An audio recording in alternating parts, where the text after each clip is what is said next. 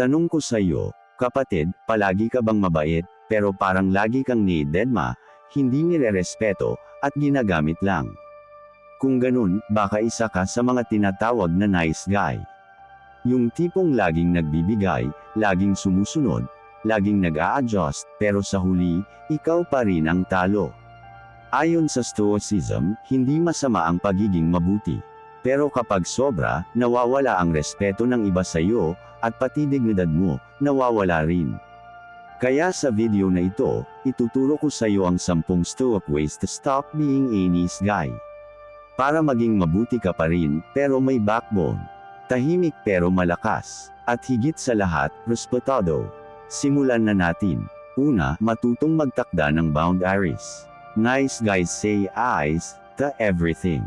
Pero sabi ng Stoics, ang self-respect ay nagsisimula sa kakayahang magsabi ng hindi.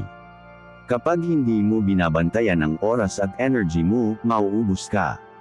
Kung gusto mong respetuhin ka, ipakita mong may limit ang pasensya at effort mo. #2 Stop seeking validation 3 minutes. Pangalawa, huwag kang umasa sa papuri ng iba. Nice guys do things para lang mapansin o makakuha ng approval.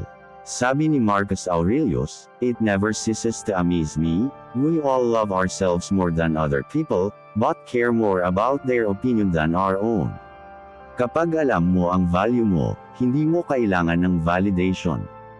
Do what's right, kahit walang pumalakpak. Pangatlo, huwag kang overreacting. Nice guys madalas sobrang invested agad. Sobra silang nagpapakita ng emosyon kahit hindi pa oras. Pero sabi ng Stoics, ang tunay na lakas ay nasa self-control.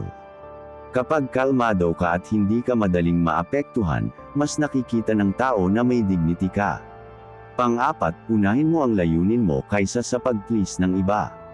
Nice guys give up their goals para lang makasama o mapasaya ang iba. Pero sabi ni Seneca, if a man knows not which port he sails, no wind is favorable. Kung wala kang direksyon, madali kang madadala. Kapag focused ka sa goals mo, mas rerespetuhin ka ng tao. Panglima, huwag kang puro salita. Nice guys talk a lot about how good they are. Pero Stoics believe, let your actions speak. Kapag ginawa mo kung ano ang tama at consistent ka, hindi mo na kailangang ipagyabang. Ang gawa mo na ang magpapatunay. Pang-anim, huwag kang takot sa conflict o discomfort.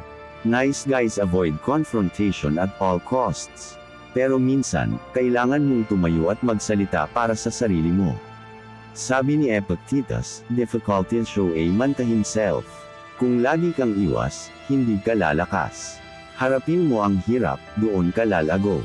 Pampito, huwag kang laging bigay ng bigay. Nice guys think na mas maraming bigay katumbas mas mamahalin sila. Mali, kapag sobra kang nagbibigay, nawawala ang value ng binibigay mo. Stoic wisdom, give with balance. Hindi para makakuha ng kapalit, kundi dahil choice mo, at alam mong hindi mo isasakripisyo ang sarili mo. Pangwalo, matutong lumayo. Nice guys stay kahit hindi na sila nire-respeto. Pero sabi ng Stoics, ang dignity ay nasa kakayahan mong iwan ang bagay na hindi na healthy. Kung hindi ka na pinapahalagahan, ang pinakamalakas na sagot ay ang katahimikang paglisan. Pang-siyam, tumayo ka sa prinsipyo mo. Nice guys bend their values para lang magustuhan. Pero Stoicism teaches, live by principles, not by approval. Kapag may paninindigan ka, kahit hindi lahat sumang-ayon, ikaw pa rin ang panalo. At panghuli, pagharian mo ang sarili mo. Nice guys try to control others through kindness, pero hindi nila kayang i-control ang sarili nila. Sabi ni Marcus Aurelius, you have power over your mind not outside events. Realize this, and you will find strength. Kapag natutunan mong i-master ang sarili mo, hindi mo na kailangang magpanggap para magustuhan. Ang presence mo na mismo ang dahilan para respetuhin ka. Ngayon, recap natin. Magtakda ng boundaries. Huwag umasa sa validation. Kontrolin ang emosyon. Layunin muna bago pleasing. Actions over words. Harapin ang discomfort. Huwag sobra sa bigay. Matutong lumayo. Tumayo sa prinsipyo. Master yourself. Kapatid, tandaan mo, hindi masama ang maging mabait. Pero kapag sobra at walang backbone, hindi yan kindness, kundi weakness.